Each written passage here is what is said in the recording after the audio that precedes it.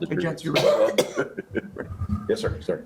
Good evening, ladies and gentlemen. And on behalf of the Village of Cary and the Board of Zoning, Planning, and Appeals, I'd like to hereby call this meeting to order on this Thursday, August the 27th, 2019 at approximately 7:30 p.m. We have a quorum of members, and at this time, I'd like to ask our Director of Community Development, Mr. Brian Simmons, to please call the roll. Williams. Pippin. Here. Graziano. Here. O'Laughlin. Here. Kretschmer. Jasper. Here. Corey. Here. Thank you very much. Ladies and gentlemen, we invite you to rise with us for the Pledge of Allegiance to the flag.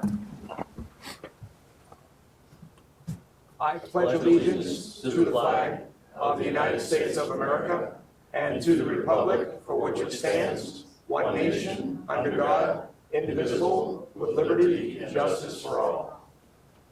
Thank you very much, everyone.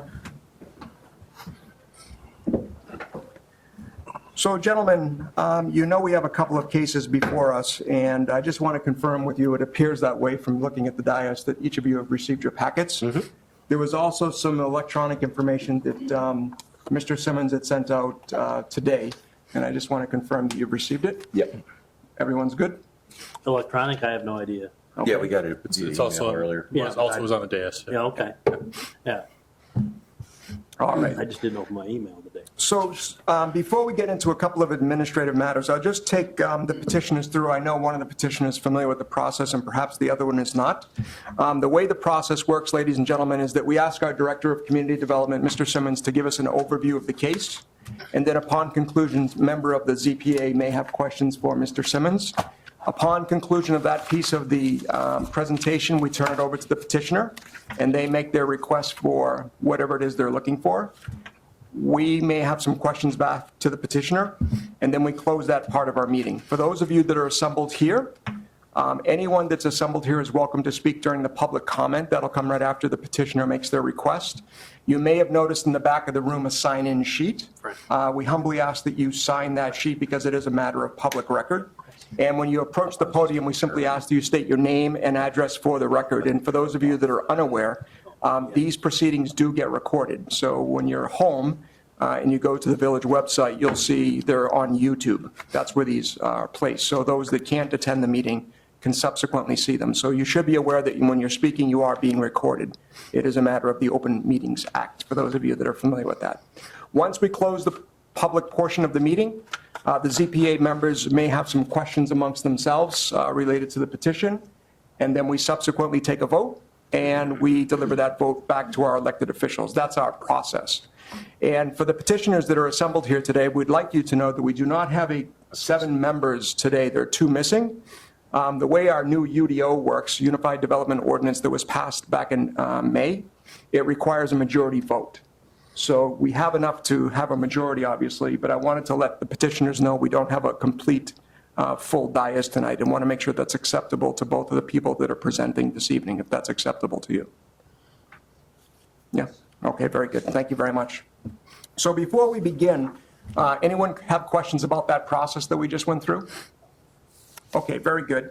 And I should state for the record, folks, when we get to the public portion, we as a group tend to be quite open-minded up here, but it's not designed to be a debate between ourselves and yourself or yourselves and the petitioner. But on the other hand, we sincerely try to meet a common ground to do what's right for the community, but recognize that it's not really designed to be a debate. It's just designed to be public comment. So please keep that in mind as we progress through the evening. All right, so gentlemen, before you now, you would have had the meeting minutes dated June the 27th from the animal doctor. And I'm just going to ask if you've had a chance to review them and if you have any questions related to those meeting minutes dated June the 27th, 2019. All right, so hearing none, the chair on a voice vote will seek general consent on the meeting minutes dated June the 27th, 2019. Those in favor say aye. Aye. Any opposed? Thank you very much, gentlemen. So at this time, I'd like to call village case number 19 ZPA 08001. This is for True Value LLC. It's a variance for a directional sign, a conditional use on an electric message center monument sign, and the location is 201 and 203 Janus Road. And at this time, we'll turn it over to Mr. Simmons for an overview. Thank you, Mr. Chairman. As mentioned, this request is related to two signs that are to be installed at the True Value Manufacturing Facility over on Janus Road. They're seeking a variance for a larger directional sign, and they're proposing to replace their existing monument sign with a new sign that would also include a electronic message center. This gives a brief overview as far as the project. The property is currently zoned M Limited Manufacturing District. The existing 500,000 plus square foot manufacturing building was constructed back in 1975 or thereabouts. It's been operated by True Value since that time period. As mentioned, they're seeking approval of the variance, which would be final at this board, and the conditional use for electronic message center, which would be a recommendation from this board to the village board for their final decision. As far as the directional signs, they're regulated by Chapter 5 of the Unified Development Ordinance. Specifically, they are permitted signs by right as long as they conform to certain size requirements and height requirements. Specifically within the code, these signs are not to exceed 3 square feet in area or 3 feet in height. For the proposed location, the petitioner is seeking to install a 4 foot by 4 foot sign or a 16 square foot sign. The signs is proposed in relation to a new warehouse direct retail store that they're proposing to implement on the eastern half of the building. As you can see on the upper right-hand image where the proposed sign would be located at, that would direct customers in their easternmost curb cut to that side of the building. And the location of the store entrance is about halfway back on the property. In order to provide customers of that retail store the ability to locate the store, due to the size of the facility, they're seeking approval of the sign and are proposing to provide some additional advertising on that sign. So the sign as proposed will be slightly above what code requires, hence the variation request this evening. The petitioner provided in their documentation justification for how they believe the sign complies with the variance standards, but in general, the sign is proposed to help direct customers that may not be familiar with the site on where to find the store entrance, and there will be additional signage that's permissible above the store entrance that will also identify where customers can enter the facility to get to that warehouse direct store. The second sign that is proposed is a electronic message center. They're proposing to replace their existing monument sign that is along Janus Road. Specifically within section or chapter 5, section 12 of the UDO, there's provisions for the use of electronic message center signs that require conditional use approval. They're only allowed currently without monument signs that cannot exceed 40% of the allowed sign area. The sign must display static messages and it must comply with both maximum illumination levels for day and nighttime, and also automatically dim for changes in light condition. The petitioner is proposing to comply with those standards as part of the use, but would also be seeking this slide shows the location of the sign and what the proposed sign will look like. In total, the new monument sign will be roughly 69 square feet in area, with the EMC comprising about 22 square feet or little under 32% of that sign face. So the proposed EMC sign will comply with both the size requirements and other conditions of approval. As with any request, there are various standards that need to be met within the Unified Development Ordinance. This slide summarizes the standards for variation. Specifically, these would apply towards the directional sign. In particular, that the applicant has not taken any action that has caused the extraordinary condition or made it substantially worse than it otherwise might have been. Relief proposed will not alter the character of the locality, and the relief proposes is in harmony with the general purpose and intent of the regulations. As stated in the staff report, the site is fairly large property, does have very limited signage out there. The proposed sign will help to direct new customers that are not familiar with the site on how to locate the proposed retail location, so staff is supportive of the variation request as presented this evening.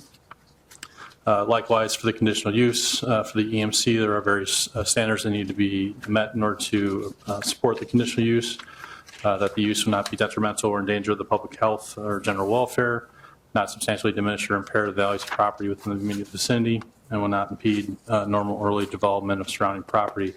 As the sign property currently does have a monument sign, the proposed electronic message center sign will be a new installation there, but will be separated from adjacent land uses. Closest residential is across both Jandis Road and the railroad tracks, so there should not be impacts to neighboring properties that would be negative from the installation of the sign. With the information this evening, the petitioners also here can provide additional information regarding the request. Should the zoning board determine that both the variance standards and conditional use standards are met in this case, staff would recommend that the ZPA recommend approval to the village board of an application or the electronic message center sign conditional use, and also would recommend that the zoning board approve a variance for a larger directional sign on the subject property. Those recommendations will be consistent with conditions that are listed within your staff report. I'll be happy to answer any questions you may have regarding the request. Thank you very much, Mr. Simmons. Gentlemen, questions for Mr. Simmons? So I'll get the questions going here, Mr. Simmons. I do have one. If you go back a couple of slides ago to where the signs will actually be deployed, there's one, and then there would be another one, I guess, to the east from there. Correct. Yeah. I'm just using round numbers. I'll call it 10 by 7. Has there been an evaluation about whether or not that would block oncoming traffic or have any problems with egress from True Value that we've evaluated? So the signs would need to meet setback requirements along Jandis Road, which would require that the signs not be located within a site triangle at those entrances so that visibility for vehicles entering and exiting the site would not be inhibited. Very good. That was one of my thoughts, but that was about it. Mr. Jasper? Okay. Okay. So at this time, ladies and gentlemen, we'll ask the petitioner if they would like to comment further on the request. Yes, please. And again, sir, if you wouldn't mind just stating your name and address for the record. Sure. I'm George Zimmerman, and my business address? Sure, that's fine. 201 Jandis Road in Cary. I actually live in Richmond, so I'm up there. This is a pretty big undertaking for us, opening this factory store, the company store, so we're very excited about it. It's a huge facility, so the variance on the directional, if you could lose a sign pretty quickly up against our building and that. So, and we currently have sign holders that must have been used at one point in time that were that size, so we're hoping to reuse those as well. The EMC sign we're very excited about because the current monument sign is pretty shop worn. Okay, what used to be a pylon sign that because of ordinances we cut down and just moved the cabinet sign down, basically to make it acceptable. We feel like we have a few people riding trains going past, and a lot of people just it says True Value Manufacturing, but I don't think people really know what we do there, So we just want to be able to communicate it, and the store will also be open to the public. So we make a great product, and we're hoping that it's successful, there. So, but I thought Brian did a great job presenting it. So Usually does. Usually does. So thank you, Mr. Zimmerman. But before you adjourn from your comments, I'll see if the gentlemen have comments for yourself. All right, unless there's anything further. Thank you very much. So ladies and gentlemen, this is in fact the time where we do open it up to public comment. I don't know if any of you are assembled here to speak on the True Value petition. Okay, so hearing none, we will close the public portion of that part of our discussion this evening.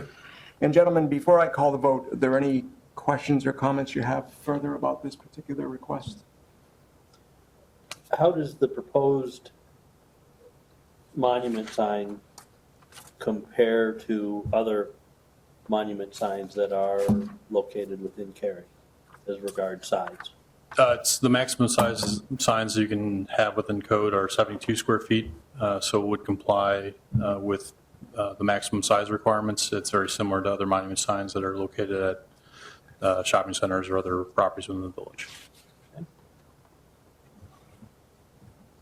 Paul? Okay, thank you, Mr. Jasper. Anyone else, gentlemen? No?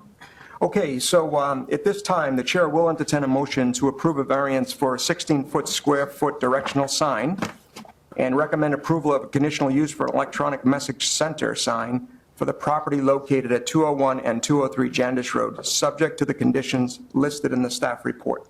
So moved. Second. Thank you very much, gentlemen. You did say two signs, right? Two 16-square-foot signs? It's a double-sided sign. It's double-sided, and then you have the double-sided 16 and then the other one. But to answer your question, Mr. Graziano, no, I didn't say two. I just said approve a variance for a 16-square-foot directional sign.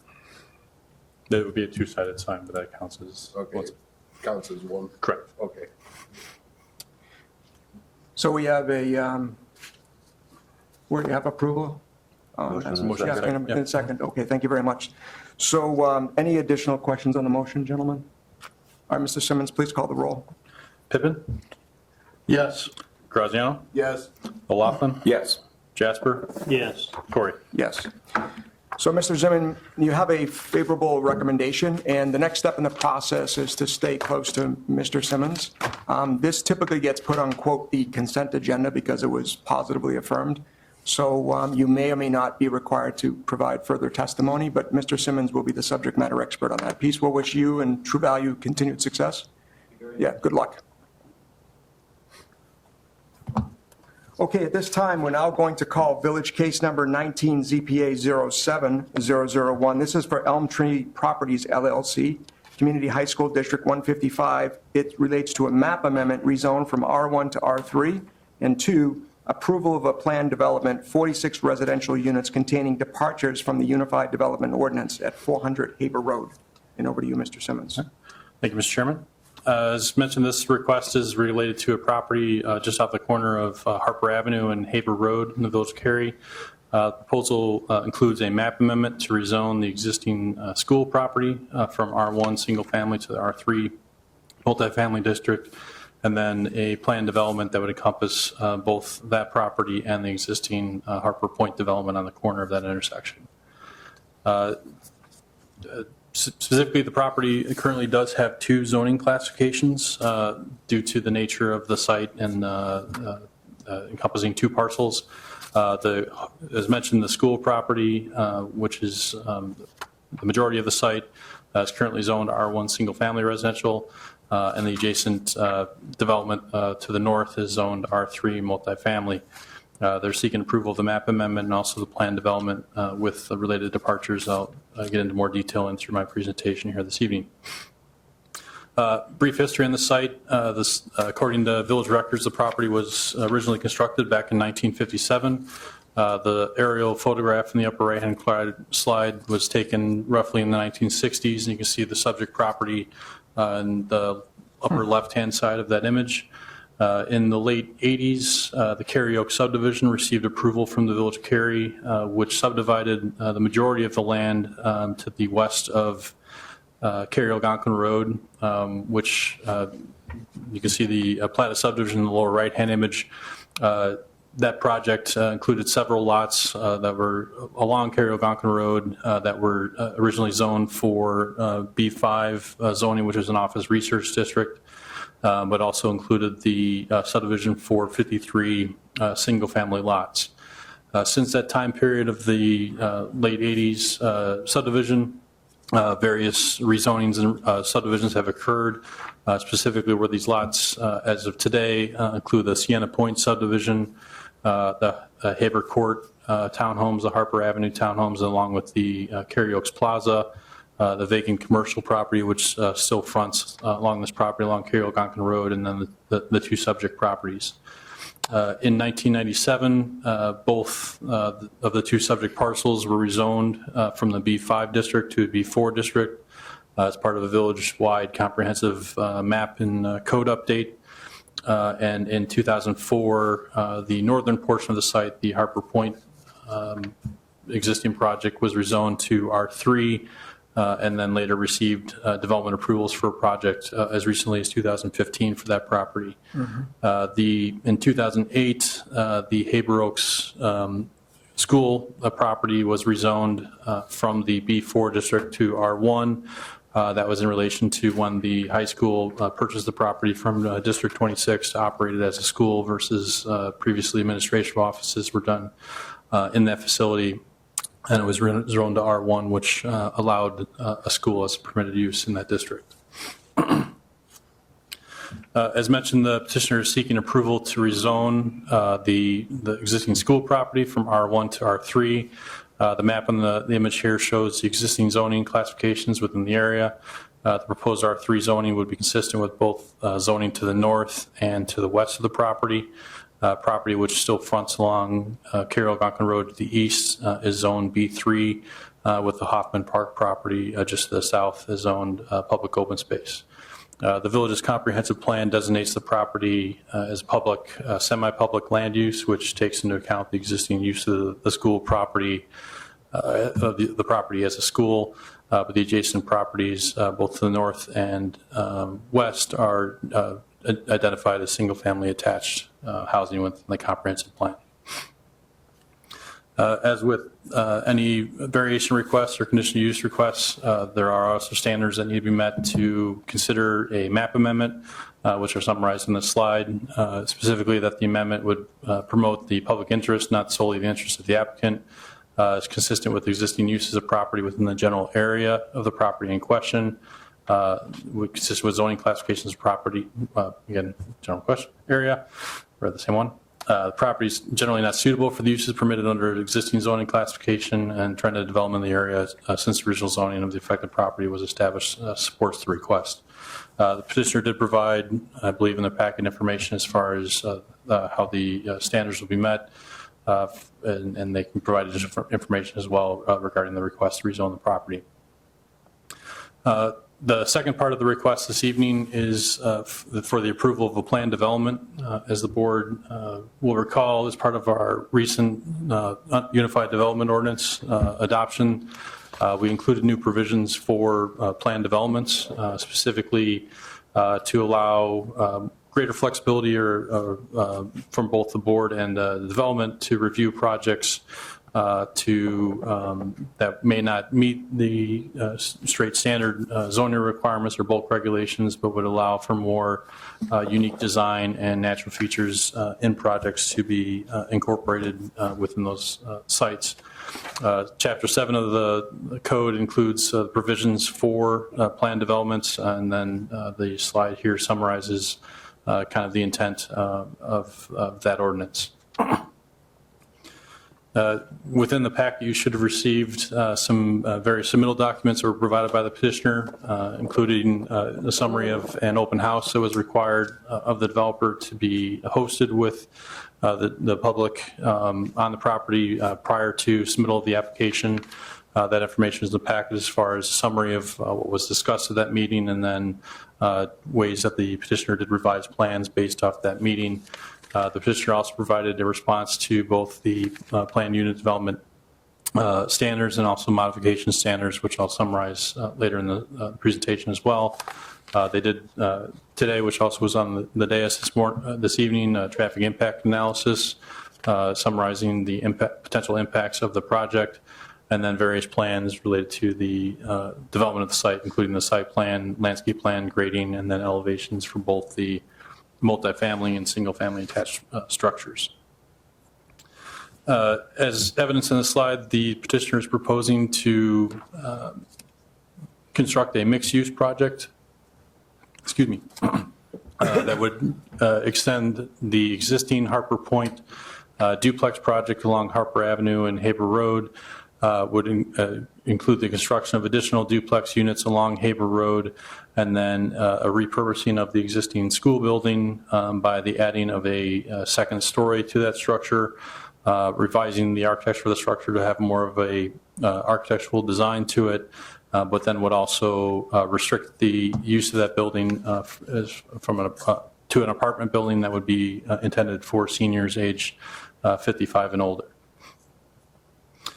This slide shows both the existing and proposed elevations for the school slash multifamily building.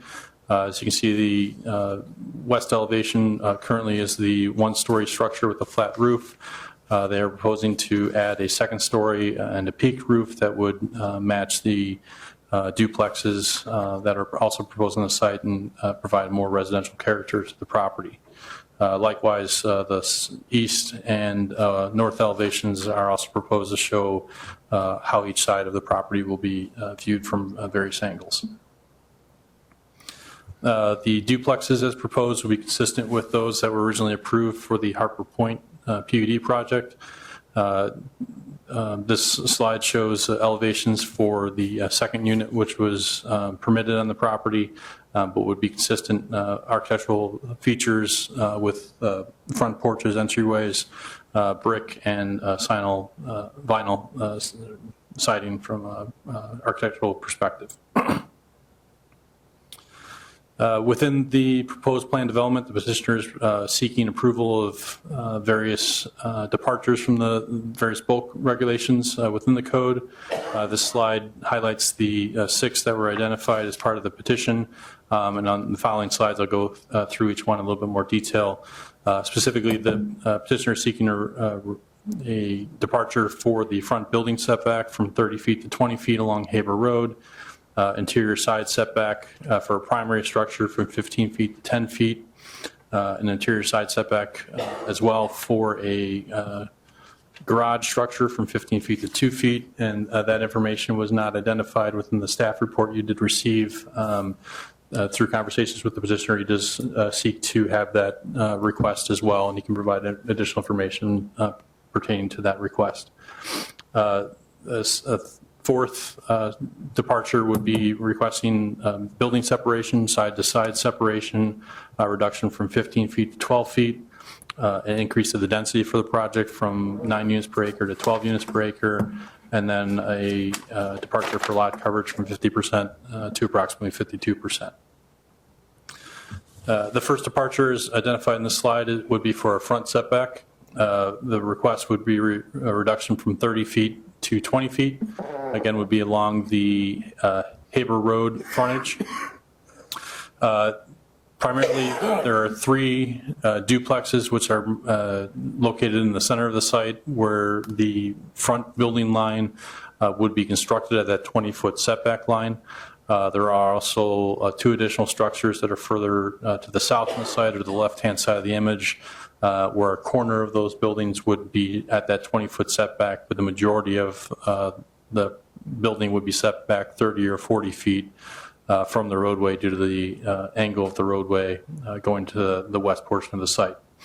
Total separation from the front of the proposed duplexes to existing townhomes across the way on Haber Road would be about 110 feet from front facade to front facade, including the existing right-of-way.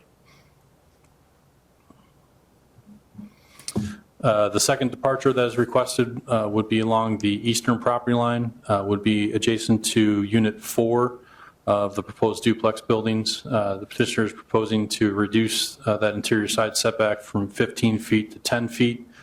The distance, apologize, there's a 10-foot utility easement which is located in that area. So the proposed duplex would be constructed along that utility easement, but would be outside of that area and would allow for still the 8-foot buffer yard to be provided in that area. The proposed senior housing building with its existing footprint is located 30 feet away from the property line, so that will more than double the code requirement of 15 feet to that structure. Second departure that is requested along the eastern property line includes the reduction from 15 feet to 2 feet for the garage units that are proposed along the eastern property line. As shown on the image, those are proposed to be within existing 10-foot utility easement, and then would not provide the required type B buffer yard of 8 feet along that property line. In contrast, the previous departure request, staff is not supportive of the requested departure here, but the petitioner can provide additional information, justification for the request this evening. Specifically looking at the required buffer yard with this departure in the current plan configuration, and also with the presence of a required fire lane, it would not provide ample room for the buffer yard along that property line for approximately 40% of that lot line if this departure were to be supported. Additional departure that's requested is separation between units from side to side. Per code, a separation or building separation between the interior sides of a single-family attached structure. Minimum requirement is 15 feet. Petitioner is proposing a separation of 12 feet between two structures or duplex structures. That setback, for comparison, would be consistent with the new setbacks within the R2A district between two primary structures, where the minimum setback requirement for an interior side yard is 6 feet. Between those two buildings, if you had 6 plus 6 would equal the 12 feet that is requested. That separation would only be located in the 4 areas identified on this slide. The existing separations between the duplexes and the Harper Point property under construction currently is 18 feet, so those will not apply to that portion of the project. The petitioner is also requesting a departure to increase the lot coverage for the property. With the combination of both the Haber Oaks property and the existing Harper Point project, there is a large area that is of open space that is preserved for stormwater detention along the existing Harper Point property closer to Cary Algonquin Road that would be incorporated into the overall lot coverage calculations. As presently proposed in the current plans, the total impervious area would be about 52%, which would be slightly above the 50% bulk requirement within the R3 district. Finally, a request for this evening would be to increase the density for the property. Code for the R3 district allows for a maximum density of 9 units per acre. However, as part of any planned unit development or for a project which incorporates senior housing, the code does allow for potential increases to that density. Does not specifically establish a limit, but as part of approval for a project which may incorporate that type of housing, it can be approved or supported based off a proposal should the board consider that. Is the slide that is shown in this image shows the existing density of projects that are in the general area. Above the highlighted line are existing developments that exist with the Sienna Point and Haber Court and Harper Avenue townhomes or properties that are both to the west and north of the site. Generally have densities of roughly 7 to 8 units per acre. The lower portion of the table shows more recent developments that have been approved within the Village of Cary and densities for those projects, specifically the Garden Place Apartments and other senior housing related facilities that have from 14 to 16 units per acre.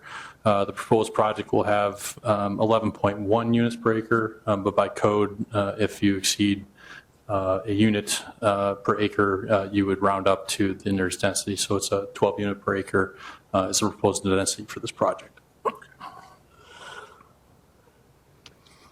Other information regarding the proposed property, the parking requirements as proposed will comply with code. There are 22 single-family attached units that will be located within the duplexes, which are required to provide 2 parking spaces per unit. Those will be provided in the 2-car garages that are attached to the units. Additionally, there will be additional parking that will be available for those residents in front of their garages, but is not in this table counted towards the overall parking requirements. The senior apartment facility will have 24 residential units within that building. Per code, one parking space per unit is required for a senior housing facility or for that type of development. They are proposing 24 surface parking lots, but also an additional 24 garage spaces under the current plan, which would provide a parking ratio of 2 to 1 for that building. So by code, the property is required to provide 68 parking spaces, and under the proposed plan, we'll be providing 92 units, so we'll be exceeding our code requirements. Also within the petition is information regarding the proposed landscape plan. Specifically, the petitioner tried to preserve existing vegetation where feasible.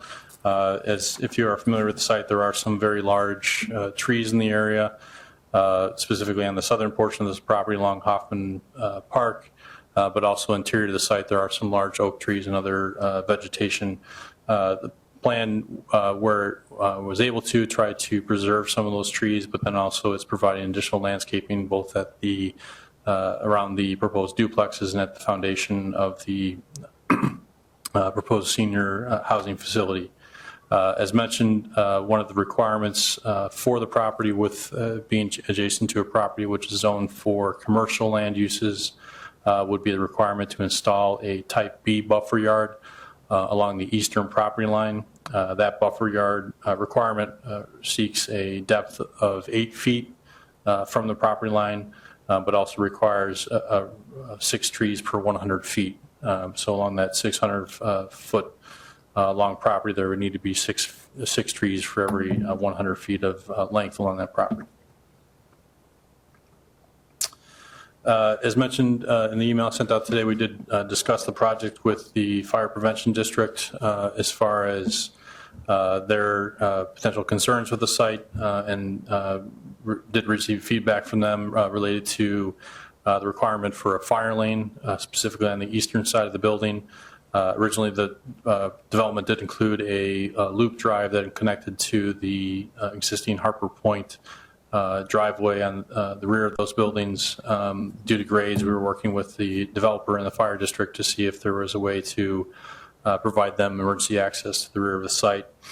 Fire is requiring at least a minimum fire lane of 20 feet in width that would extend beyond the rear drive aisle of the property, that would extend to the northernmost edge of the building on the eastern side. Should they need to respond to an emergency for a medical issue or things along those lines, they would use the drive out, which is in front of the building, that provides circulation both in and out of the property. But should there be a larger emergency that they need to respond to with a fire truck and access the second floor of the building, they would utilize the drive out of the fire lane in the back of the building, and this would satisfy their concerns. As mentioned, there are various standards that a developer needs to meet for planned developments, which are summarized on the slide. I will not read all of them, but for the most part, development should not provide, have negative impacts on or the enjoyment for the adjacent properties in the neighborhood.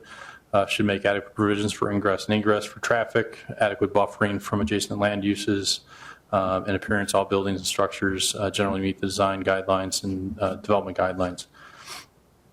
Specific and also for modification standards for the departures that are proposed, there are various standards that the developer should meet. It's on the burden of the developer to indicate how they satisfy those requirements. Those are summarized on the slide as well. Providing within the plan beneficial common open space where the siting of higher buildings to not adversely impact adjacent lower buildings. Utilizing of energy efficient design and landscape conservation in their plans, and then general parking and circulation and surface water drainage. As part of your packet, the petitioner did provide a response to each of those standards, which indicating how they believe they comply with those standards. So in summary, staff, should the ZPA determine that the various standards in this case have been met following the presentation by the petitioner, it is recommended that the ZPA recommend approval of the map amendment to rezone the subject property from the R1 single-family residential district, the R3 multifamily residential district, and then if so, also recommend approval of a 46-unit plan development with zoning departures subject to conditions that are listed in your staff report. One area that needs to be also added to the conditions I noticed is that I left out the standard for lot coverage, so that be supported for the 52%. That condition would also need to be added to the list of conditions. Thank you very much, Mr. Simmons. So, gentlemen, I know that's a lot to unpack. So we'll begin here first to see if we have questions for Mr. Simmons. I got one. Going back to the variance along the east property line, I believe you said there's a 10-foot utility easement along that line? Correct. I thought we couldn't build permanent structures on a utility easement. That's correct. The staff's recommendation is to not locate the proposed garages within that location of the property. Petitioners has some additional requests that they can provide regarding that specific setback, but staff is requesting that that be removed outside of that 10-foot easement, and then the 8-foot buffer yard be provided in that area. Okay, so there's this question of a 2-foot setback is moot? Well, it's part of the request, and I'll kind of segue on to your comment, Mr. Okay, Graziano, because my comment was going to be to Mr. Simmons. This is a new process for us, the Unified Development Ordinance that we approved back in May, and plan development is new. I think this is the first case that we're hearing, but I'm trying to recall, Mr. Simmons, and to the members of the board here, have we ever on this committee approved an interior setback from any feet to 2 feet? I can't recall one. I can't specifically recall one myself. It really depends on what the project would be. Some commercial districts have a 0-foot setback. For this but type of request. For this type of, Yeah. I was going to say commercial, yes, but Correct. not residential that I Correct. can ever Yeah. think of. correct. Yeah. And then, so Mr. Graziano, I know you might have more questions, and I can wait for my No, other. that was the only thing that jumped out at me. Yeah, me too. So gentlemen, questions, Mr. Jasper, Mr. Olaf? Yeah, my question would be, so you covered garages on me there. Going back to the fire department's comments, so are they looking to go, I guess it would have been, they want to be able to go right on the map straight to Harper, or what are they looking for exactly? No, so if you can see the image which is on the screen right now, Yeah. there is, and I apologize, I didn't bring the mouse down.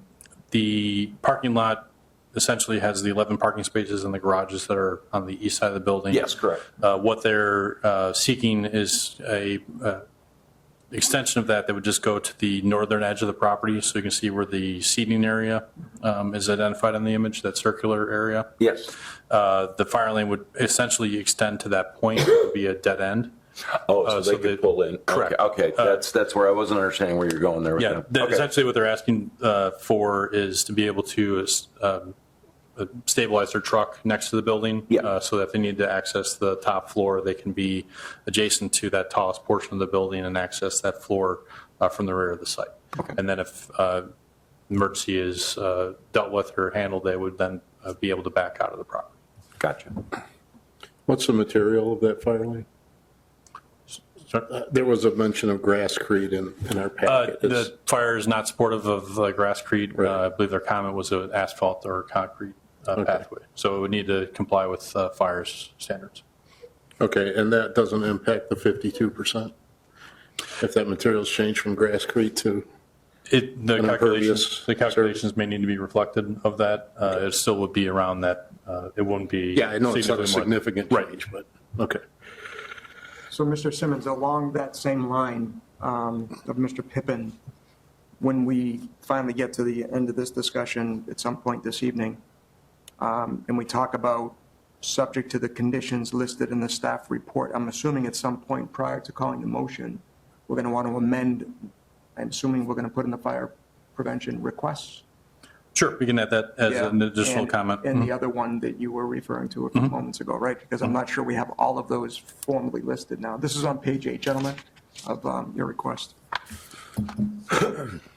We'd also want to, I don't know how we're going to have to do it, but if we're going to make the motion for vote, we're already looking at 52% impervious coverage, but if we're adding a fire lane, We don't know. we don't know. How are we going to put that in a motion?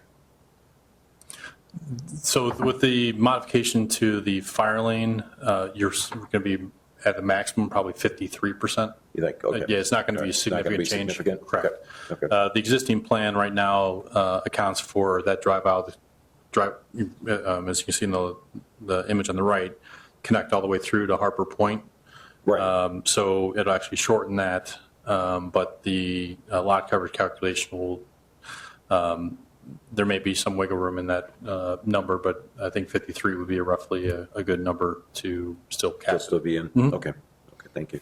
Maybe, Mr. O'Loughlin, with your agreement, that we will pick a number called X, and if it goes beyond that, then that would trigger some kind of, Reevaluation or Yeah. something? Okay. maybe the number is 60, I don't know what the number is, but, Right. so, yeah, okay. Mr. Jasper? I want to go back to Mr. Graziano's question and your comments regarding the setback on the detached garages. And if I understood right, you're recommending not to approve that, and you're working with the developer regarding solutions for that. The setback is 2 feet from the lot line, which is then buffered up against the electrical easement No, it's actually as part of. it's underneath Yeah. the easement goes Right. under the garages. Okay, that's what I thought. Mhm. So, in looking at the diagrams here, what kind of solutions are they coming up with? Because if they can't come up with a solution for the detached garages, doesn't that have an impact on the remainder of the buildings within the development? Because it'll be, they're trying to come up with a minor change, but if they can't find that,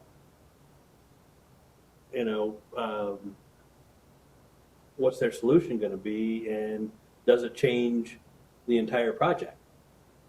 Correct. I think that can have the petitioner provide more Good information on that. segue, Mr. Okay. Jasper. Okay, I'll shut up and we'll no, move on then. yeah, I'm not done, but I'll No, shut up. I'll respond to it a little bit. I do agree from to move it out of, if, right now, to require that 10-foot setback, basically to move it out of the utility easement, it would require modifications to the site plan as shown.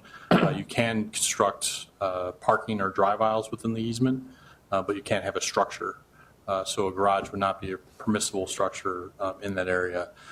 So if this board is consistent with that recommendation to not approve in that location, the petitioner can provide more information as far as what he's seeking for in that location.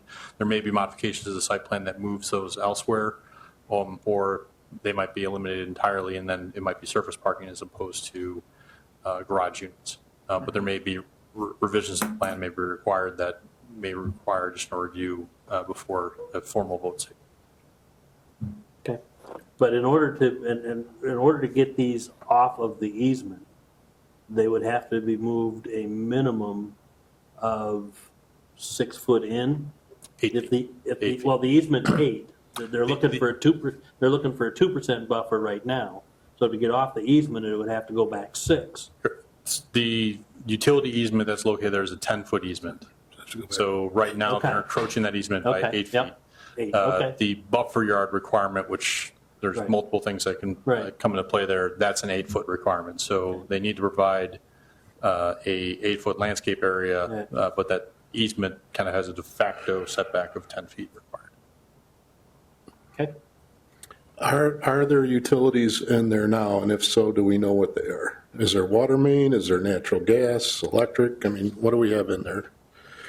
I don't know specifically what's within the easement. So. Okay.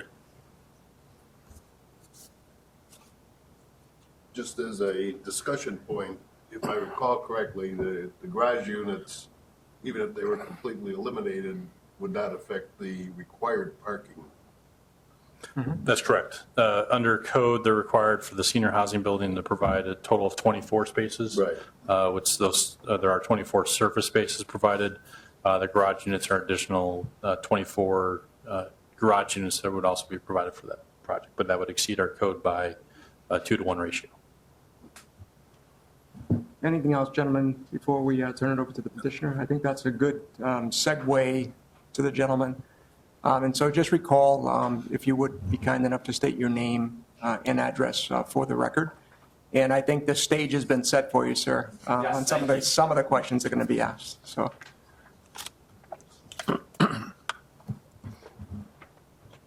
Thank you to everybody. My name is Dave Cook with Elm Tree Properties, mailing address 1204 Potter Road in Park Ridge.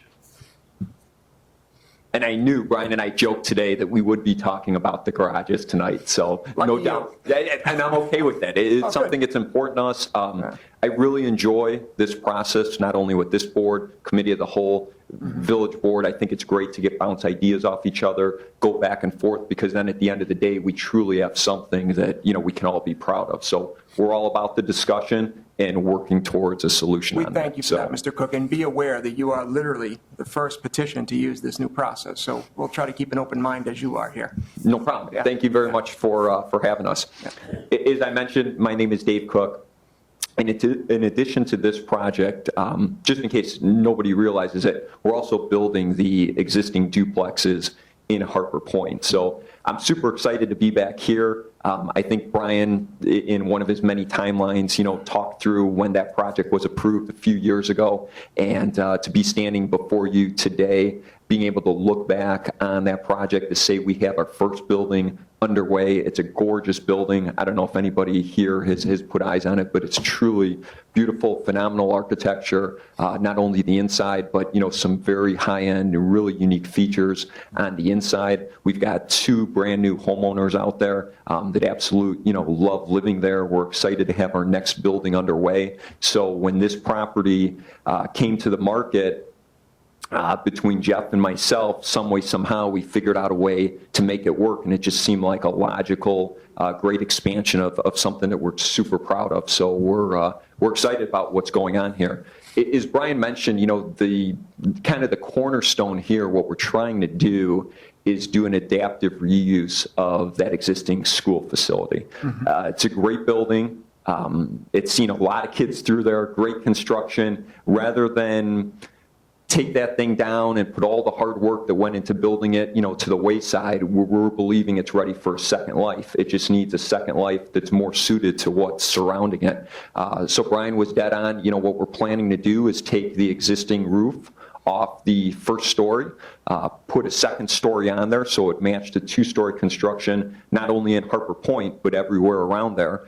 Replace that flat roof with the gabled roof so it fit right in. We're going to use the same building materials that we're using next door, which is brick. And just a slight correction, there's no vinyl siding on this project proposed whatsoever. It's all James Hardie cement board siding. It was something that was important to the mayor and the village board early on with Harper Point. So we made that commitment to do it. And we're excited about it. It's a great product. It's a lifetime product, and it shows phenomenal. So we're planning to use those same building materials, not only on the school, but the continuation of the additional 14 duplex units. As some of you know, I'm passionate about senior housing. I think there's a huge demand, not only in this town of Cary, but you can take any neighborhood in the greater 6-county Chicago area. There's just not enough of it. There's not enough of it here. There's not enough of it anywhere. So in our focus here, we're doing residential housing that's 100% geared towards that older 55 crowd. Our building itself, the reuse of the school, will truly be age restricted, so it will be limited to those 55 on up in age. Our duplex product, a continuation of what we're doing, there's not going to be an age restriction on that, but that's all being designed with first floor master, and we've actually designed a second plan right now, our second building underway, that has not only a first floor master, but a second bedroom on that first floor that we're super excited to bring to market because we've had some potential customers come to us with that request. So everything being designed here and being constructed is for a lifestyle for that older demographic. We've had some younger people, come to us in Harper Point. In fact, our second customer there is a younger couple, so it's appealing to all generations, and we're open to that. That's great. It's a great fit to have all those ages in the community, but it's specifically designed to fill what I believe is a true void out here. Mr. Cook, how are you defining younger? Pardon me? How are you defining younger? Younger, I would say under 55, right? All right. And all of us are getting older, right? Amen. We're all there. So I didn't know if you meant someone that was 20 years old. That's what no, I was asking. I think we're gonna see a mix in these duplex units, probably from age 30 to probably 75, I would say. And what we're trying to do, big picture too, is. And from personal experience dealing with my parents, when all the kids moved out of the house and the house all of a sudden was too big and my parents were looking for another place to go, there wasn't something like this. In order to find one-story living, it wasn't as though you could move 3 blocks down the road. You had to physically move across town, and that was really, really hard on them. What we're trying to do here is design a couple different housing products that once you move in, whether you move into one of the new homes in Harper Point or whether you live in Sienna Point or anywhere close, as you age and you're looking to downsize and move into different housing options, you can move a couple blocks away. You don't have to move to the other side of town or to another zip code. It's all here, it's all walkable, it's all close, and I think it all interacts very, very well. So we're proud of what we're doing and what we're trying to do. Couple points that we just want to talk about. Maybe let's jump right to the garages because I think that's going to take a bulk of our time here. Just to answer a couple questions. Yes, the current plan shows those being built over an existing utility easement, but to answer their question, there's no utilities in that easement in those locations right now. So what we would do, the plan was to bring the sewer and water through the roadway, vacate that easement in that location, create new easement locations where the new utilities are going to go. So we're not building over electric, we're not building over existing sewer, we're not building over something and causing long-term maintenance of that to be any challenge for anybody. So it's just vacant space right now. It's just an easement that's on a line, or it's a line on a drawing. But our plan was to vacate that and create new easements for all those various utilities. The reason we've got those garages over that line or so close to the property line is in order to work with the existing school, we'd love that we'd be able to shift it a couple feet here or shift it a couple feet there. Unfortunately, we can't. We're dealing with the footprint in the location where it's at. And that being said, one of the things that's important to us is we're trying to get one garage space per unit here, just to have something that's different in the marketplace. Right now, there's no independent senior buildings in Cary that are going to be like this, let alone any that offer an indoor space. So that was something we were looking to do just to add value to the customer.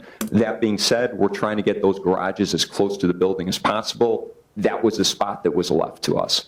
The other thing, what I really like about those garages in that location is we all agree we want some type of buffer between residential and commercial. We need it. To me, there's no better buffer than a building. It's a solid wall. It's going to cut down the noise, from the commercial. It's going to cut down the screening from Algonquin Road. Their garages, they're going to have some great architecture to them. We'll dress them up as much as we can. They're going to be cement board sided. If for some reason anyone's hesitant to having the backside of that garage be a focal point, we could come through, we could put a fence behind them, we could do a couple different things. But that's the reason why Brian and I kind of have had this conversation. We've been back and forth a couple times. We really believe in that location where they're at. So that's why we're asking for that variance. If that's something that for some reason causes anybody, it's challenging, let's talk it through and let's Well, go Mr. back and Cook, forth I think on this is it. an important part of our discussion, and so I know you probably have more to go on this, but this is Mm-hmm. an important part of your discussion. So in my experience, and the other gentlemen have been here, quite a bit of time, and Mr. Graziano longer than all of us, it's been our experience that we don't typically vacate on these type of things. Okay? And the question for yourself, Mr. Cook, would be, is that I know you've been working very closely with Mr. Simmons. What other options are there for you and your company around this specific issue? Is there any other plan B around this specific issue? Well, we always have to have a plan B and a plan C, right? Yeah. We got to. Plan B would be we could work with the commercial property owner right next door. Potentially, I don't know if he'd be up for it, but we could always talk to him about purchasing part of his property, which would allow us to, for instance, if that property line moved 10 feet to the east, we would meet the separation that we're looking for. Now, I don't know if that owner is open to that. I don't know if our project can afford what I believe wouldn't be, a free giveaway, although, that would be great. I'm sure that's going to come at a cost. So that's something we would have to digest. Is another option, we have the option of eliminating those garages there. And if at the end of the day, that's something that we seriously have to consider, we will. We only have them on there because personally, I like the location of them. I believe in it. I have no issue with it. But if it's something that, is a sticking point, then of course, yes, we will work through it. So I think those are the two options. Either rework the plan as is, let's stay within the property line, and we're going to, be something less than 2-to-1 parking and less than 1-to-1 for garage parking, and we'll just adjust to that, or approach the owner to the east and see if there's any ability there. So, Mr. Cook, one of the things that I'm thinking about out loud here for yourself in this, because it is a new process, and so we're all trying to be open-minded about this, is that before we were to call a vote tonight, and knowing full well what we know tonight is that virtually every single member of this committee is in the same space that I think I am around this specific issue. And in fairness to you and your company, do you want the opportunity to review this particular piece further with Mr. Simmons and the town? Or Oh, do yeah, you- for sure. If Or at do the you end. want to go forward with a vote tonight? I think that's the question. Well, if we feel as though this is a sticking spot and, the current plan, for whatever reason, is going to cause any no votes, our goal is always to go into village board with a positive recommendation. I mean, I'd love to have everybody here on board with our plan. We're passionate about it. We'd like, to have the same vote of confidence for you guys. No issue with continuing if we find ourselves at the end of this meeting and we're down to that issue, or maybe there's one or two others. No issue going back. Let us hit the drawing board hard. Let's catch back up in September. We can see what kind of progress we made, and hopefully we can agree on a solution there. So I'm completely open to that. We want to work within the process, and we want everybody here to be on the same page as we are. So. And this is new for us too, Mr. Cook, just to be fair to you. But I think Mr. Pippin may want to make a comment because I think he's given some reflection to this as I have. Actually, no, I didn't really have any. You got me the noise, so I was thinking the same thing. All right, Mr. Maybe No, it I was too think- much talking up here, No, right? this, Maybe that's what it was. this is my comment. I think I agree with what Chairman Corey is saying. That I really think that this particular issue needs some more thought and needs a little bit more work. Yeah, And I'll leave it at that. yeah. And I'm completely comfortable with that. If I could just ask if we could go through everything else, just in case there's anything else on, that we need to talk through, and then we have some direction leaving tonight, and we can come to the next meeting in September with hopefully a solution that works for everybody. And Mr. Cook, just to be fair, we have some people assembled here, and I think they've been very patient, and I think they probably have some things on their mind, and we should hear what those are too. For sure. Yeah, okay. So, Mr. Jasper. Well, we're talking, option B is, purchasing the some property on the lot next to it, or, the entire lot. But we're also talking, in order to make this feasible, you're going to have to move the easements.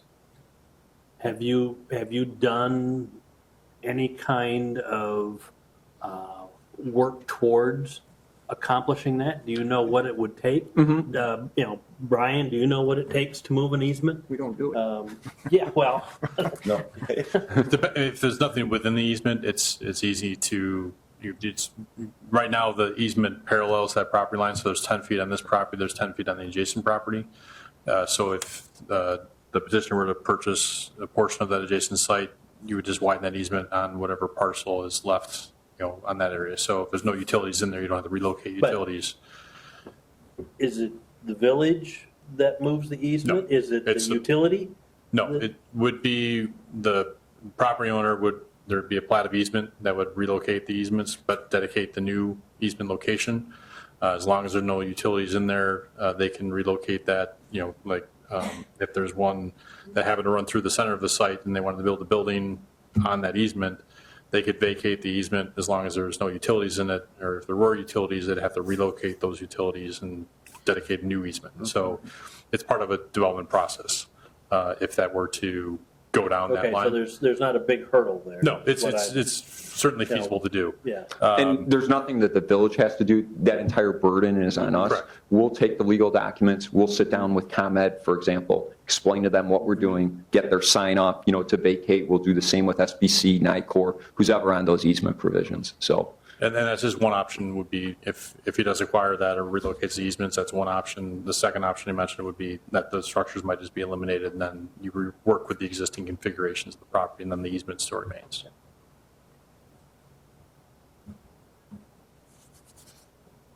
My only other comment, and it goes back to, what I had stated earlier, is that, while Detention? we're talking about postponing this particular part of the process, my concern is that this particular part of the process influences the entire process. Oh, yeah, no, so we'd be postponing the entire petition. Of course.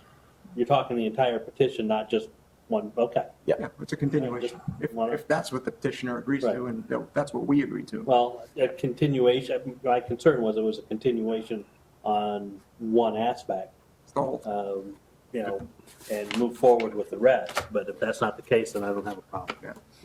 Yeah, I'd like, if we do a continuation and you come back, if you could do a preliminary utility plan. and we have one already. Yeah, well, yeah, I'd like to see that. Sure, I believe it's it's included. No. Maybe I the need to see a change. bigger size. To solve your It was part problem, of the to solve your drainage and problem utility, here, right. we want to see what you're going to do with the easement. That's what I'm getting at, is how that all ties together. Vacating this easement, and so what's your plan to bring all of those utilities into the property? Okay. That's what I'm getting. but part of that, Mr. Completely Cook, understood. if I'm understanding Mr. Pippin correctly, and if I'm understanding Mr. Jasper correctly, this part of our discussion theoretically involves your company acquiring some new property. Potentially. But potentially, that's an option that may or may not prove to be viable. The other option involves us reworking the current plan, pull those garages out of that 10-foot easement, rework that roadway back there, drop some parking, drop some garages, and everything works on the current plan with no off-site acquisition. I see a third option, and the third option is to get the utility companies to vacate that easement based on your utility plan to bring their services into your subdivision, and also provided they don't need to move through that space to get to another property. So if they're willing to vacate that easement, then you could leave your garages there, providing we're in favor of the 2-foot setback. So, okay, so then I guess let me ask that question. And I know we have some very patient people behind here, but just so I understand, if utility companies and everybody that has rights to that easement are acceptable to vacating the easement, are we okay with the 2-foot setback? Because if we're not okay with the 2-foot setback. I think what I would be willing to say is that would be something, that'd be a new piece of information that this committee would evaluate. Sure, could consider, yeah. Yeah. Okay, Yeah. fair enough. Yeah. Great. Another item that I wanted to touch on is we had a neighborhood meeting on the 22nd of June. I understand it's required as part of the new process. Yes, it is. Personally, I loved it. We had a great turnout. I think we had 15 people signed in, but I think we had probably more than 20 to 25 people there. So it was great. Got to see some old faces, got to meet some new people. We talked about some items on the plan, and we actually made some changes, based on that. And I don't know if the board is interested in talking through those changes that we made or some of the feedback from the neighborhood meeting. You I've tell always me. said, Mr. Cook, this group has an open mind up here, and if you think it's important, we're Yeah, happy to. I is. That's funny. I do think it's important. When we met on the 22nd of June, there were a couple different items that the neighbors felt strongly about. One was the requirement that this development may create so much traffic, there's a need for a formalized intersection at Cary Algonquin Road and Harper Road. So what we did is we went out, we hired KLOA, very knowledgeable in the traffic industry, and there's a traffic report that's actually part of the submittal tonight that their opinion is there's not enough trips generated by this development to push that intersection over the threshold. So we feel good about being able to say, that intersection can handle the proposed traffic from this development. We have a subject matter expert up here, Mr. Cook, so I just am checking with my subject matter expert that. That's great. Concur. For the record, I worked for KLOA for 18 months. Long enough. How old are you? How old was I? It was after I retired from my Oh, job. okay. So 35? Yeah. Yeah, and I looked at the brief report there, and as minimal as it may seem, it does comply with the code for traffic engineering or transportation engineering, as we call it now, and especially the senior housing has got a whole new realm of stuff with less cars, and if you're that old, Less trips. you're not going to have 2 cars per unit. So Thank you, yeah, Mr. I President. agree with the report.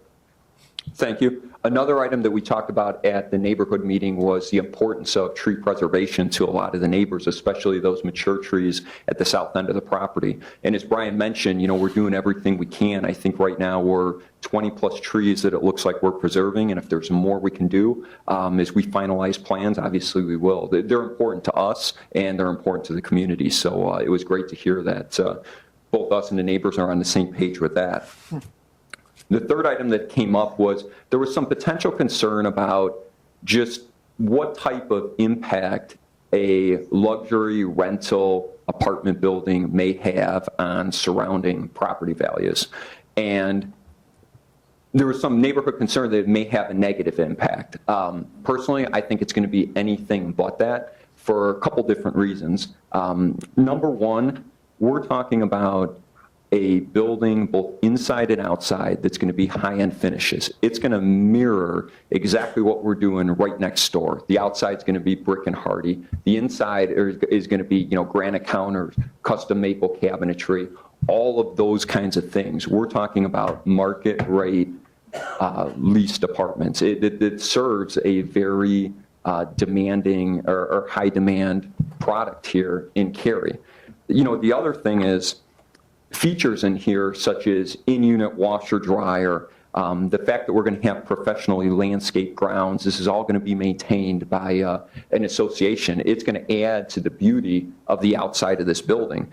And another thing that's very important, and it was nice to be able to reflect on this and talk through this with some of the residents, we're going to stay as the owner and manager of this building. This isn't bring this through zoning, get it approved, get it built, get it leased, and sell it. No, that's not our plan. I mean, our plan is long-term management here. So we have as much at stake to make sure that this building succeeds because of everything that's going around it, and it's going to be a long-term hold. Is anybody, that lives there? We're going to make sure this thing succeeds, and if we need to make changes, we will. But I think absorption here is going to be through the roof. I think there's a tremendous amount of customers in the area looking for this, and I think we're going to be able to knock it out of the park. I think it's going to be a great add to the neighborhood.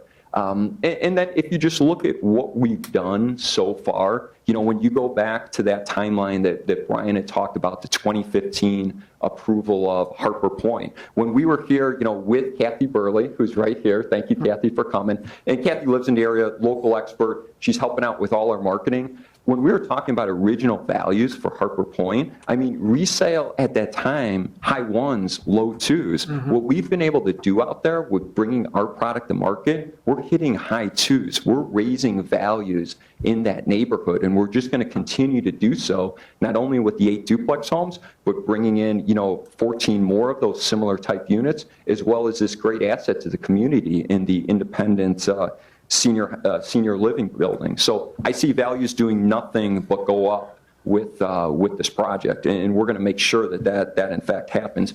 It is important to note that at our June 22nd meeting, we weren't planning to age restrict this. It was a mention that came up at that meeting, and originally I really wanted to keep it not age restricted, but the more I thought about it and trying to do what we're trying to do, we're completely fine restricting that to 55 on older. So we're passionate about it, and we're putting our mouth behind, and our actions behind that. So that is a difference that some of the residents that may have been at that meeting, that's something a little bit new, as well as we also changed from, I think we had a couple 3-unit and 5-unit townhome buildings there. We're going all duplex now, which is going to mean all end units, which again is going to raise values in the area. I think it's everything going in the right direction. But those are important changes to note that we made since that neighborhood meeting. And I think that sums it up for me. I know there's a lot of other people interested in talking, so thank you. I'm here. Any questions, more than happy Well, to before you go adjourn, through Mr. them. Cook, first of all, thank you for your comments. This is literally the first application we've got using this new process. And so I personally appreciate the fact that you've gone out and talked to the neighbors. I think that was a good development of the new plan development, and it seems to be bearing fruit. So that's a good step. So thank you, and congratulations to you and your company. But before you adjourn, I just want to give the gentleman here one more chance or another bite at the apple if they have any additional questions. I just have one more. Obviously, going back to garages, we're not real happy with that. But my concern is if we do get rid of the garages in a redesign, where the other parking spaces are located, they are located very near the homes as opposed to near the apartments. So I just see a parking nightmare for you as far as people in the apartments not being able to park anywhere because the houses have taken up all of your parking. Understand the point. You might want to, if I could comment. like, dedicate it to an apartment. Or, Yeah, that's, and Brian brought up that point too. What we would do is we would sign those parking spaces, for the senior building, and have that. And really what I believe is going to happen with this building is we're going to end up with 2 entrances. We're going to end up with the western entrance is going to be, we'll call it a front door, and I see that as being used by guests coming over, quick drop-offs, or if you have a delivery, that's what's going to happen. And then you're going to have the east entrance, which will also be a front door, but that'll be used more by day-to-day resident traffic. You're coming home from Jewel, you're parking there, you're running your groceries in. So I think we'll end up almost with 2 doors. I think the parking will work fine, even with reduction of spots. And we'll sign it to make sure that those spots that are so important to the seniors aren't taken by, guests from the duplexes. So, Mr. Cook, I have one other question for you that I don't know where this process will take us, but assuming it takes us where you'd like it to go, which is an approval, and it subsequently gets approved by the elected officials, does your company have a timeline on when you would begin? Yeah, so we'd like to start right away. And thinking through the timeline here, let's say we take another few weeks to tweak, the access plan in the rear. That puts us in early September. Hopefully we can all agree and walk out with a positive recommendation. I see us coming in, if I'm doing the math right, Brian, probably late September or early October with Village Board, hopefully, receiving approval there. And then we're going to hit final plans as hard as we can. It'll probably take us 60 to 90 days to pull together final engineering, final architecture, all of that, which will probably tee up for right around the first of the year. Hitting at the first of the year, one of the first things we'd like to do, because we already have some foundation work going on in Harper Point, we've got that duplex product established, we'd like to get into that school building right away. And honestly, there's probably no better time to get in there and start that work than the winter because we can get that second story on, we can get roof, we can get watertight before the spring rains hit. So we'd like to hit it right away. Okay, thank you very much. Mr. Sure thing. Cook. But before we adjourn, I don't know if there's any other gentlemen have questions, Mr. President, Mr. Pippin? No? All right, so ladies and gentlemen, thank you, Mr. Cook. Can I very just much. mention two other things, just so you guys know the resources we have? Kathy Burley's here. If there's any question about, property values, impact, any of that, she's more than happy to address it. And we've got Jeremy from District 155. I know they're in full support of what we're doing, but, if there's any question whatsoever, Jeremy's here to talk that through. So, Thank you very much. Thank you. And welcome to both of you. So ladies and gentlemen, I know all of you have been seated out there for a little while now. So before we go to public comment, I just want to see if any of you, we've been going at this almost an hour and a half. Does anyone need a bio break? We can take a break, or do you want to plow through and go right to public comment? I think I'm getting a message back there. It says we'll keep strolling through. I think we work together, the same shop, maybe, I don't know. All right, so without further ado, what we're going to do, ladies and gentlemen, is we're going to go to public comment. And all we kindly ask is that when you come up, simply state your name and address for the record, because it is a matter of public record, okay? So whoever would like to go first, you're welcome.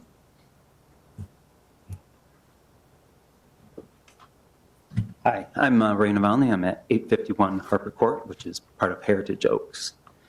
So just a couple things there for the board. One of my main concerns would be precedents on setbacks that might be set by going with some of the request here, just something to keep in mind.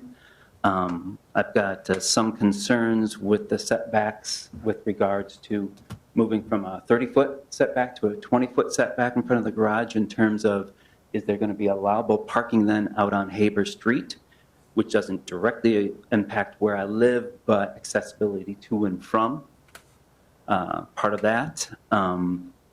Another concern I have is with the fire lane. The access to the fire lane looks like it mostly goes through the duplex townhomes. Given that there's a couple already out there and constructed, I've already seen some issues with spacing on parking, where my concern would be the fire department access to get to that actual fire lane. Probably one of the other things concerned with, and Mr. Pigg, you mentioned about staying on board with the 55 in terms of management, but I'd also be concerned about the duplex-like association management, the concerns about handover on that. Are you looking to stay in that? We're going to stay with them. Okay. Okay. And then the other concern, one of the other concerns I have is way back, I wasn't an original buyer, but apparently way back in the day when Heritage Oaks and some of Sienna Point were developed, some of the roads were privatized. So the road I live on, Harper Court, is private, meaning my concern there is during construction, I would in particular want to make sure that none of the trucks are using Harper Court as a turnaround for some of the heavy equipment. I will say this, I know that one of the forms trucks was dropping off forms the other day for the additional, and they did come through the street. Because the concern there is it's a private road, so we're liable for all. So, unless the city wants to annex that and take that on, right? I think we'd love that, as with some of the people in Sienna Point, but I'm going to doubt that'll happen. We'll bring that up. But other than that, I think for the most part, those were some of my concerns. Well, thank you very much. Appreciate Thank it. you. So ladies and gentlemen, anyone else would like to speak? Please, thank you. Hi, my name is Bridget Sandlin. I live at 356 Haber Road. So this plan is directly across the street from my home. I have a couple concerns. I was really glad to hear that Mr. Cook made it a senior only, because my concern was that it was going to be apartments, we're in a residential area, and that we'd have a lot of comings and goings and all, kids and problems. So I was really glad to hear that. My concern is the amount of traffic that's going to be on Haber, as my driveway is directly across. I don't know if you're going to change the driveway where it is now, but I am directly across from the driveway of the school right now. So my concern is all that traffic. So there, from what I understand, There's no consideration for exits of this property onto either Harper or Cary Algonquin, if I had that That's right. correct. There's, So all the traffic's coming onto Haber. correct. There are 3 curb cuts that would be to Haber Road for the Right, project. so that's all of the traffic from all the duplexes, the apartment complex. I would like there maybe to be a consideration of an exit maybe between his duplexes on Harper. I know that the Cary Algonquin frontage area is commercial, but even a direct exit onto Cary Algonquin from his units, I don't know if that's possible because you're cutting through the commercial area. But my big concern is all that traffic coming on to Haber Road. And then the street parking, so obviously there's enough parking for the people that live there, but any guests that they have are also going to be parking on Haber. And I assume you're still going to enforce the winter snow restriction. But that's also my concern, that there's going to be a lot of parking on Haber Road. And then my other concern is how close the duplex units are going to be to the street. I think he suggested 20 feet, which is, that means the front, so the front yard will be very, very little, and they'll be very, very close to Haber Road. So that's also my other concern regarding the units. And just wanted to see if you could take that all to me. Yep, we've noted it. Thank you Okay. very much for your comments. Thank you. Yep, thank you very much. Sir, good evening. Hi, my name is Brian Mubble. I'm at 885 Harper Court. Yeah, I didn't know about the senior requirement, which is kind of a relief. I mean, I'd rather see the area stay all single family, but that being a requirement would be helpful. A couple things. Getting back to the traffic at Cary Algonquin Road. Maybe it doesn't warrant traffic lights, but we also mentioned maybe just a flashing amber light there because it's treacherous. I mean, especially in wet weather or the snow, people come flying over the road and you can't even pull out fast enough half the time. So I think it's a dangerous intersection. My wife goes through the old neighborhood to go all the way down to Main Street or wherever, just so she doesn't have to pull out because if you're spinning your tires, it's really dangerous. And I don't know if I heard there was a consideration about possibly bringing a street out onto, what is it, Harper Road there by the 7-Eleven? Is that, what's the one I'm thinking of? Harper Avenue. As you pull, yeah. There wasn't a thought of that, I don't think, right? Yeah, we're out of space. Well, the only reason there is people come over that hill, going down the hill towards Cary Algonquin, and, it's a steep hill. You can't, in the winter, you can't even get through it without sliding, so that would be dangerous. Maybe you're not even thinking of doing that. The setback, is kind of a concern, but I would love to see it stay single family. The 55 and older is certainly a relief. I hope they stay there forever. What else was I going to say? As far as interesting to hear the dedication thing of Harper Court, I don't know what happened, why that didn't happen. It would sure be nice. I mean, the city trucks, literally, the plows come and they turn around right in front of my driveway, and then they head right back up the road. And I've heard that they've, come before the board before and with no relief or no consideration for that, but I don't know what happened with the builders in that situation, but I would love to see you guys reconsider that because it's crazy. The plows just turn around right there and head back, so. Well, I see Mr. That's Simmons it. noting this. I'm not sure what it'll be changed or not, but it's noted. I obviously got to get to know Mr. Simmons, it sounds like. He's a good man to know. Yeah, yeah. Is Harper not built to village standards? Harper Avenue is a public street. I believe what's being discussed, if I can pull it up here, is Harper Court is the townhomes that are just to the north of Harper Avenue in this image. So We're west. We're west of Haber Court. Actually, you can kind of see the street right there on the You left might side. want to get up and. oh, that's okay. Next That, to horseshoes around Okay. over to Harper Avenue. okay. And then there's a couple back in Sienna Point, same story. Yeah, all of the streets that are in Sienna Point are, as I understand, are private roadways. They're not maintained by the village, so the HOA plows them and maintains them.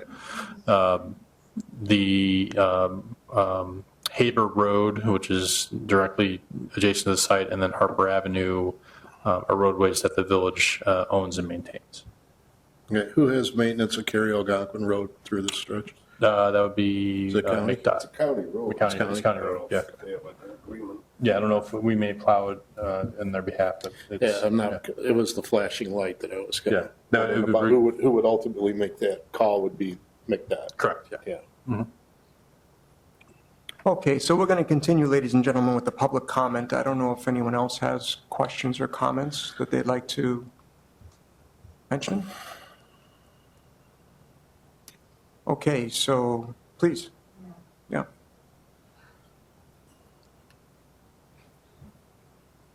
Good evening. Hi there. Hello.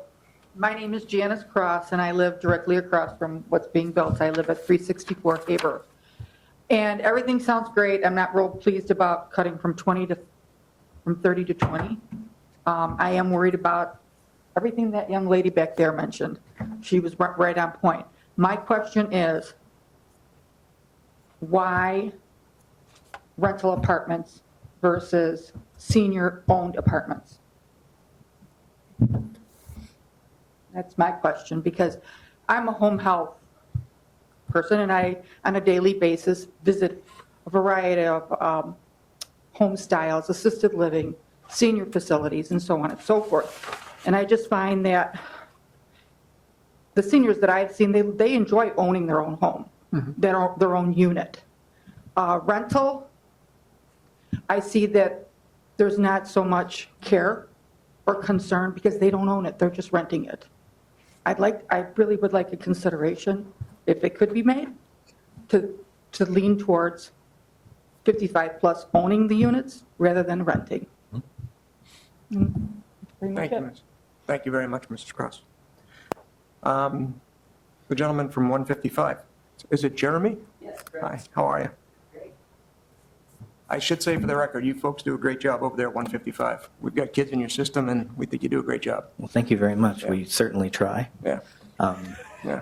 I just want to say, the high school, as Mr. Cook said, the high school district, we're in support of the plans. Obviously, we want to sell the building, and this would help us out. And, just to remind the committee that, we had, many school buses there before, I think 5 or 6 sometimes at the end of the day, and then, 60, 70 kids there going in and out with the concerns for the parking. I just wanted to, we're out of there now, so, there was some traffic there before.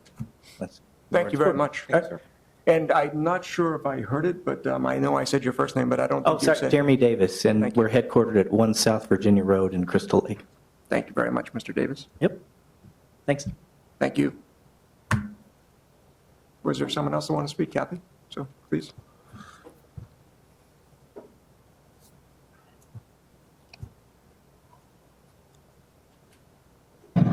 Hi, my name is Kathy Burley, and I live at 32 Fairfield Lane, and I've been a resident of Cary since 1982.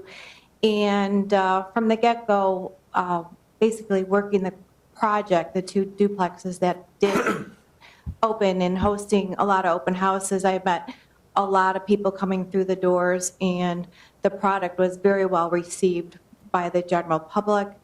And also speaking and switching over to Dave's idea of bringing the school building into a rental, I did communicate a lot with folks that, we've got our house down in Florida, we got it in Arizona, we got it up north in Wisconsin.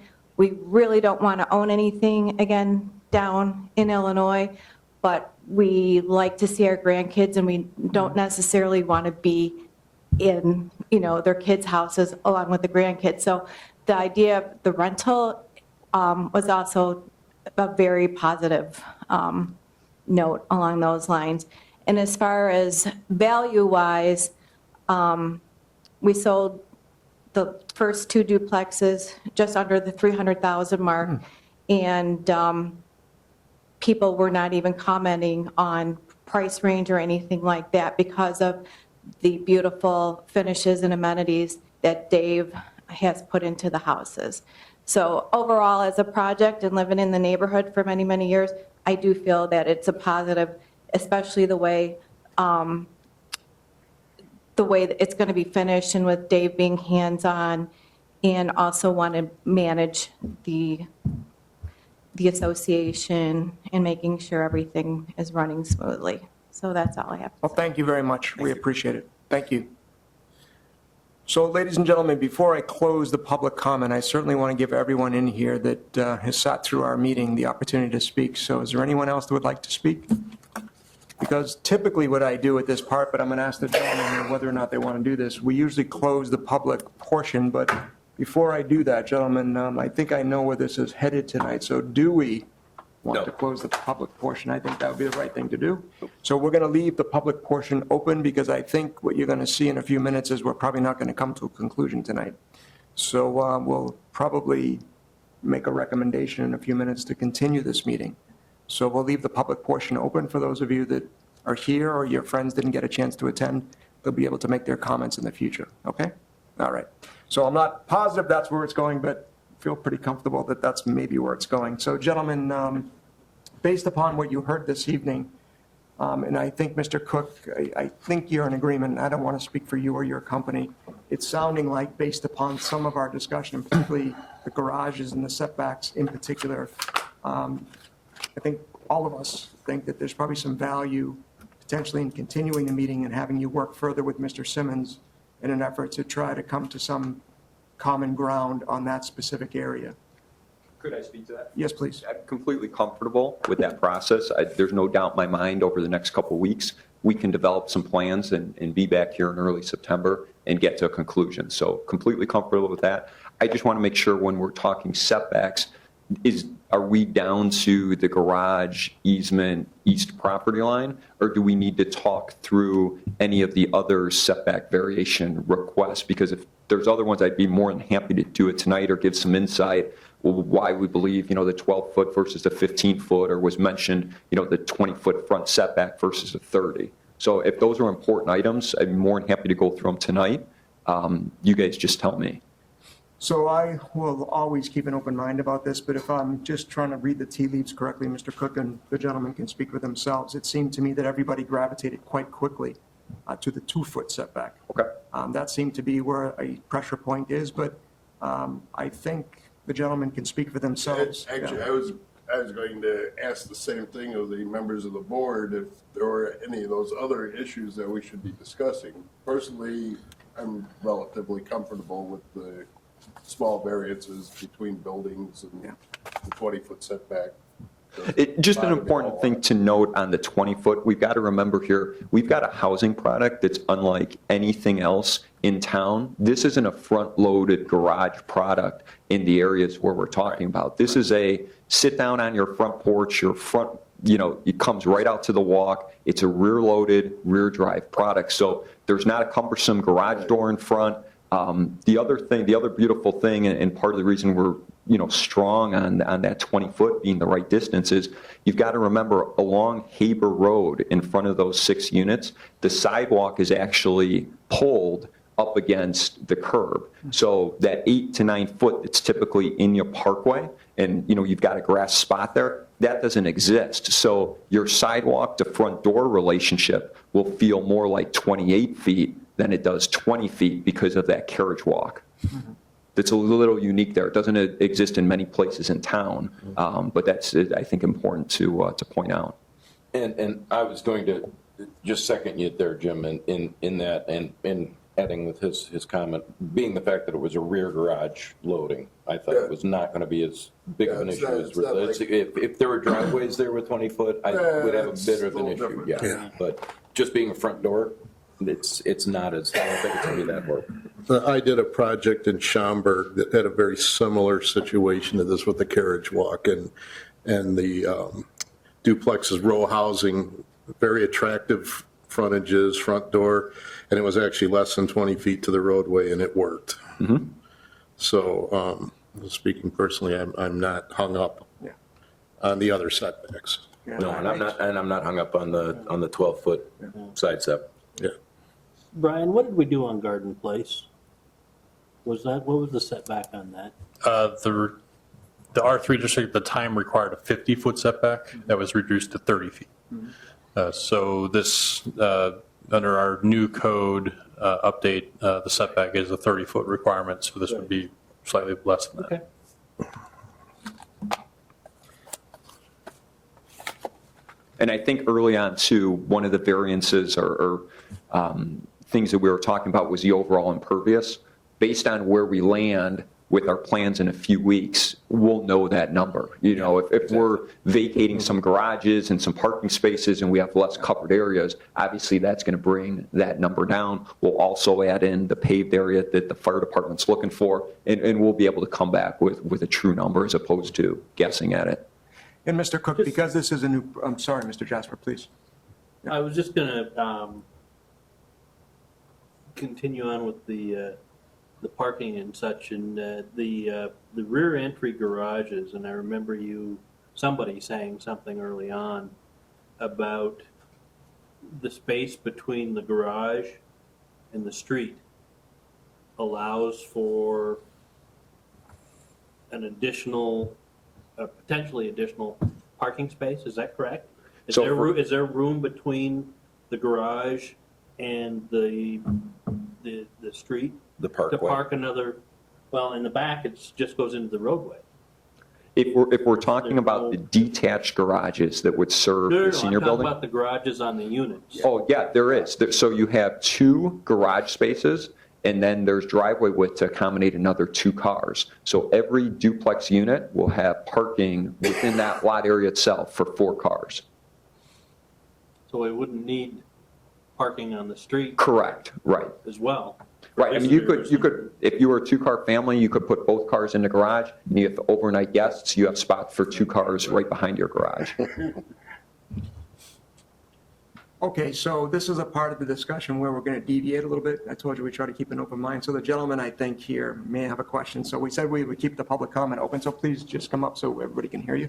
Thank you, Mr. Cook. And again, I'm Ray Navalny from 851 Harper Court. Kind of what you were talking about there, and one of the concerns I brought up with one of the new units that's already up for sale, or has sold, I should say, is there is space behind the garages for a typical like sedan or something like that to park. My concern is the fire truck access using those roadways to get to the fire lane, because I've seen at the new units already someone with a full-size pickup truck who can't actually park in that driveway, and they partially block that access road. So with it being a senior living area, my concern there is with potential frequency for visitation by fire department and stuff like that there, is that going to be an issue? Certainly can review that with the fire prevention bureau to make sure they're satisfied with the plan. Appreciate it.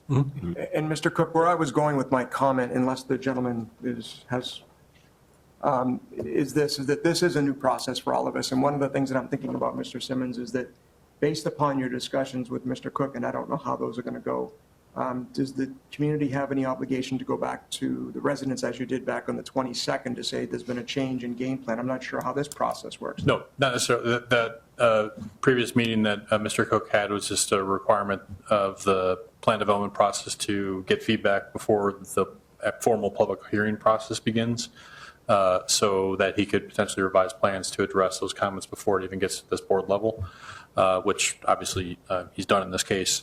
Now that we're in this setting, the public notice has already gone out for the public hearing here, so if it gets continued to a specific date, we're just continuing the current process. Okay. Thank you very much, Mr. Simmons. So that actually leads me to the next step in the process, everyone, is that based upon what I've heard tonight, I think we're moving down a path toward a continuation of the case. And so to Mr. Simmons, if we take this approach, when do you think we would assemble again as a ZPA? I know you have to have your discussions with Mr. Cook, and I know we have our meetings twice per month, but I'm not sure what we're talking about for a date yet. Correct. Mr. Cook and I actually did speak earlier this afternoon. We'll have a meeting at our next ZPA meeting in September 12th. Is that I'll just ask Petitioner, is that a date you think is feasible for you to return revised plans? That's 3 weeks from this evening. So rather than being a 2-week turnaround, it will give at least a week or so to revise plans, be submitted, and then we get those back to you in advance of that meeting. So with Mr. Cook being in agreement, I would recommend that the ZPA, if it is a continuance, has proposed this evening that we continue to September 12th, the date certain. Okay, is that going to be acceptable, gentlemen, before, it's not going to be acceptable. I will not be available on the 12th. All right, so that's, here's what we'll do, Mr. Cook. I'm going to ask Mr. Simmons formally to make sure that we poll the members, to make sure that we have a quorum for you, number one. As you know, we're missing 2 already. But gentlemen, what I'm going to do now is just seek general consent to continue ZPA case number 07001 to September 12th at 7:30 PM. Those in favor say aye. Aye. Any opposed? Okay, and Mr. Simmons, what I would humbly ask is that you just simply poll the members that are not here. We know Mr. Graziano will be here, and anyone else that is assembled here, does anyone have a conflict on the 12th? Okay, so we'll just double check that we make sure that we have a quorum. And so, Mr. Cook, I want to say thank you very much for your flexibility this evening, and to the members of the community, thank you for your thoughtful comments. If you would tell your neighbors, we've continued the case to September the 12th. We'll adjourn shortly, but the meeting will take place again here on September the 12th at 7:30 PM, okay? So thank you very much, everyone. So before we adjourn, gentlemen, is there any other questions or comments that you wanted to address before we adjourn? Nope. I'll make a motion to adjourn. So moved. Did I hear a second? Okay. Here in a second. All right, meeting adjourned. Thank you very much. Thank you very much, everyone.